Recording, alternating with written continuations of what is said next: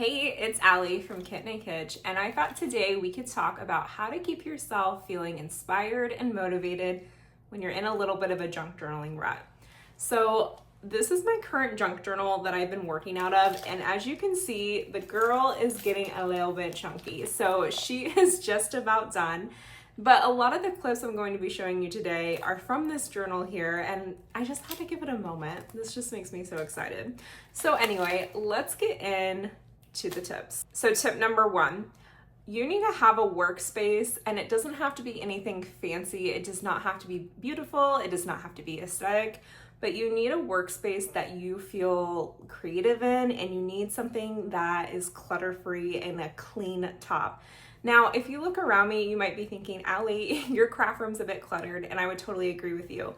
But I try to keep my clutter organized in a way that feels more like decor. And my craft room is often very messy. I create for Patreon, I create for Etsy, so it's often like a constant chaos battle in here. But I try to keep my desk area or wherever I'm working at clean, and I try to layer it in with some cute things that make me feel inspired. So for me, that might look like putting on a YouTube video with some fall ambiance or something that makes me feel like I'm in another world. Maybe it's lighting a candle or having some cute trinkets nearby that bring me joy so that when I'm journaling, it feels more like an experience and not a chore. Sometimes I feel like we sit down to junk journal and we have the best intentions, but we just get so overwhelmed by everything else that's around us. So create a little space, and it does not have to be fancy. It could just be a little tabletop area. It could be somewhere in your kitchen. It could be outside on your porch. Literally a desk, wherever, but make that tiny little space just something that feels like an experience and not overwhelm or chaos. Trust me, when I first started junk journaling, I did not have a nice little space to work in. I eventually converted a spare bedroom into like a full craft room for Patreon and Etsy, but that's a whole other story. But when I first started, I was just working off of a small desk, but I did keep it cute and creative and with things that just made me feel happy. So that is my first tip. Okay, so let's move into tip number two now. Don't junk journal because it feels like you have to. Don't junk journal if it feels forced. Now, I feel like some of us get into this rut of, oh my gosh, but I just went to this wedding last weekend. It was my son's birthday party. It was this. I have to get it in my junk journal right now, and I have to keep it chronological. If I could give anybody the biggest piece of advice with junk journaling, don't feel stuck on a chronological timeline. When you look through my junk journals, you'll see events from yesterday all the way to a few years ago, or even childhood pictures. None of it is chronological, and it takes a lot of the pressure off. Sometimes when I sit down to journal, I might really want to journal that beach day we just had, but other times maybe I'm not feeling it quite yet. But it doesn't mean that I'm not going to journal it, but I'm journaling based more off of my mood. And I feel that when you journal off of your mood, you're going to be creating junk journal layouts and honoring your creativity in a much more positive way rather than feeling forced. When you start forcing yourself to junk journal, that's when you're dulling your creativity and your spark. Now, that being said, if you've been in a rut and you need a little bit of a push to start journaling, don't worry, that's gonna come up in one of my tips. So besides not junk journaling chronologically, something else that kind of falls under the umbrella of this tip would be to not pressure yourself to do writing in your junk journal. And this is something that I've talked about on some of my YouTube lives that I do for on Patreon, is not every spread has to have writing. Now, for some of my friends in junk journal world, they write on every single spread. Some of my friends don't even write on them at all. I feel like I kind of am more in that camp. I write a little bit sometimes, but it's just not a focus for me. And that's okay. Just don't even put the expectation on yourself to always have to write or never have to write. Do what feels comfortable in that spread. Sometimes your art can communicate whatever you're trying to express, and you know when you created that layout what it meant. And if not, and you want to write about it, then do so. But don't give yourself the pressure of it has to be this way or it has to have this on it in order for it to be right. When you start making these hard and fast rules on your junk journaling experience, your layouts, that's when it doesn't become fun anymore. And that's the last thing we want, is for someone to not want to journal. Okay, so let's move into tip number 3. Sometimes you might need to switch up the journal that you're using so that you can feel inspired again. Now, there are so many different journals in junk journal world. There's composition book journals, there's sewn signatures, there's upcycled books, there's tag flip books. I mean, the list goes on and on. Now, for me, I tend to stay in with either a composition book journal or upcycled book, sometimes a sewn signature journal. I'm kind of guilty of making a lot of them, but not always keeping one for myself. And when I switch to a new journal, that's when I feel really inspired again. I crave that blank slate moment to start fresh, a new cover, pages that are ready for layouts. That's when I get inspired again. And this is something I've also talked about in lives as well. Don't feel like you have to finish a journal all the way through. Now, I know some people might disagree with me on that and be like, Allie, I have to do a layout on every single page in this book for it to be done. And I totally respect that, but sometimes I feel done with a journal and it might only be like 3/4 of the way full. And I feel done with it and I'm ready to move on. And I think that's okay.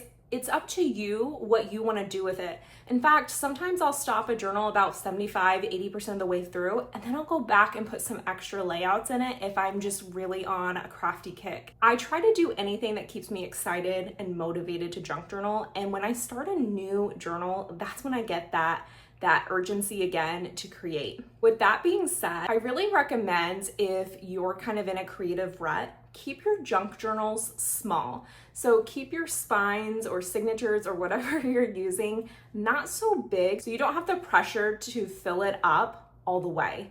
That's when we really start putting all those hard and fast rules again and all those boundaries, and it makes it not so fun anymore. So switch up your journals, keep it fresh, maybe a fun theme. Maybe you start with a cutesy, girly Barbie journal and then falls around the corner, so you move into pumpkins and Halloween, and then you have a Christmas journal. The list goes on and on. There's literally endless ideas. I know some of the girls over on my Patreon, they'll do a journal for every single month, which I aspire to get to that level. That might be a little bit too frequent for my current crafting pace, but mine's usually about every maybe 2 months. That's usually when I am ready for something new and need a place to create that's a little bit different. All right, so let's move into tip number 4. Sometimes we might need to switch up our process or even our supplies sometimes. Now, don't worry, I'm not saying run to the store and buy a bunch of things, but I know I often catch myself reusing the same materials over and over. Now with junk journaling, that's kind of natural, right? We have to have paper, we have to have glue, maybe a sticker. But what I mean by that is, are you using the same kind of paper over and over? Maybe you always go with glitter paper.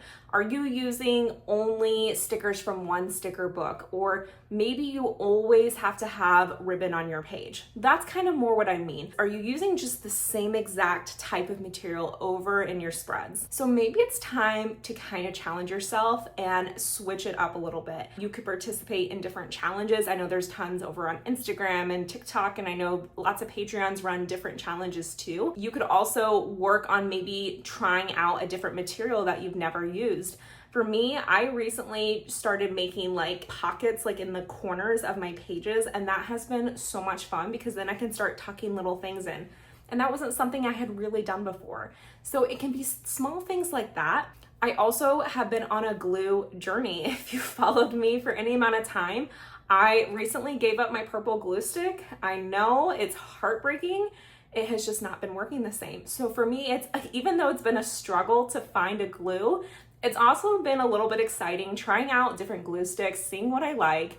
I know, it's the small things, right? Another way to kind of refresh your supplies is maybe participate in a swap. And I know sometimes swaps can be a little bit tricky, but for my experiences, it's been a lot of fun. So maybe you can find a partner to swap with and maybe get some fresh pieces from somewhere else around the world. I know I recently received some happy mail, and I got some mail that was from Maine, somewhere I have never been before, and I got to see some really neat little postcards and incorporate a lobster into my spread, and that was so much fun, and it really inspired me to create more. Another tip for kind of refreshing your ephemera is maybe take a visit to the local thrift store or Goodwill. You would not believe how much vintage ephemera I find while thrifting, especially like if I go to the Goodwill bins or I go to a thrift store. I find all of the most beautiful postcards and stamps and letters and vintage ads, and they're waiting for a home in your junk journal. So again, you do not have to go out and buy anything, but if you need just a little bit of a spark, what a great way to repurpose something. Also, look at your junk at home. Have you been maybe ignoring some labels or some cute packaging? Last night, for example, I had a Frosted Flakes cereal box and a Fruit Loops cereal box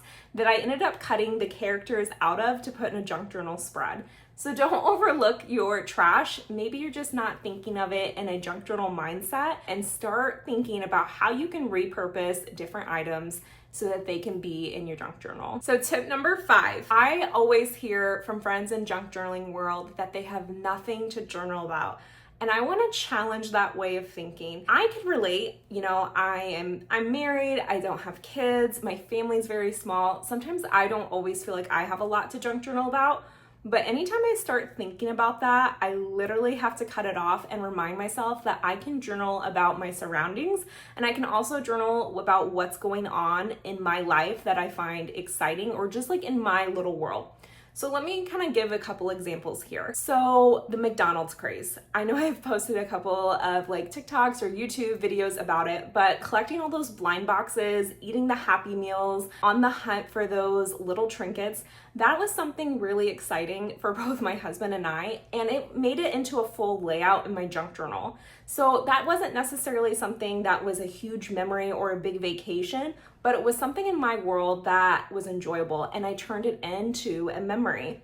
So that's kind of what I mean. It can be something like that. Last night I was doing a Saturday morning cartoon layout, and I found one of my husband's old baseball cards of himself. It was just kind of like a cute little, you know, keepsake, and it was from 2002, and I took his little baseball card and I slapped it in the layout and I made it work. So that's a way you can kind of journal about the world around you but still bring fun memories into it. Do you have a current obsession? I know a lot of people are obsessed with certain TV shows happening right now. Is there a song that just really is sparking so much joy? Turn it into a layout. Journal about how it made you feel if you want to add some writing, or put some pictures in so you don't forget those little fun trends or moments. Does not have to be something big in order for it to be worthy of being in your journal. And I hope that resonates with you, because that is something I really had to work through. All right, so tip number 6, and I think this might be my last tip for this video. Let go of the rules and the imperfection that you are holding yourself to. What I mean by that is, do you often feel like you might be comparing yourself to someone else's creativity, their layouts? They're so great. I wish mine looked like that. Mine's a hot mess. Theirs is beautiful. Let it go. Sometimes my most favorite layouts that I do are the ones where I just grab all this random stuff and I just slap it and glue it down. Those usually end up being my most favorite. And it's because I didn't put any rules on myself. As soon as you start comparing your work to others, that's when you start losing the joy. What's that expression, right? The comparison is the thief of joy. And it's really true. Let yourself just journal, create that fun environment like we talked about in my earlier tip.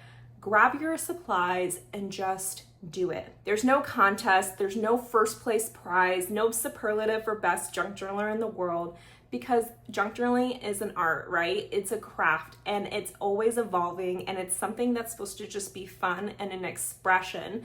This is not a contest, and so I really hope you can let go of that. So kind of like I talked about earlier, set that space for yourself, make it feel cozy and vibey, and start a layout, start working in your junk journal again with no distractions, without your comparison, and just let yourself create. It can be messy, it can be glittery, it can be the most perfect spread ever, but it's something you created and that you can own. So I really hope that resonates with you, and that's something I try to impress upon like my friends or anyone in junk journaling community, is to let it go and just create. There's nothing that is holding you back except yourself at times. I know that was a little bit deep, but I'm really passionate about people creating. So hopefully that tip resonated with you too. I hope these 6 tips were helpful for you. I hope you're feeling a little bit more inspired and ready to take an action step into falling in love with junk journaling again. So let me know down below in the comments. When junk journaling starts to feel a little bit restrictive or maybe a bit stale, what are you doing to keep yourself inspired and reinvigorated? Let us know down below, because you know what? I only gave 6 tips and I would love to learn from you too, because trust me, I struggle with it at times too, especially when I'm creating for like business and also just trying to create for fun. So I would love to learn from you too. If you liked this video, please give it a thumbs up and make sure you're subscribed so that you can stay connected. And I do have a list of all my other socials down in the description so that we can stay connected outside of YouTube as well. If you end up using any of these tips, please tag me, let me know how it's going for you, because we are all here to cheer you on and keep you excited about junk journaling and feeling creative too. Anyways, I hope you have a wonderful day and thanks for hanging out.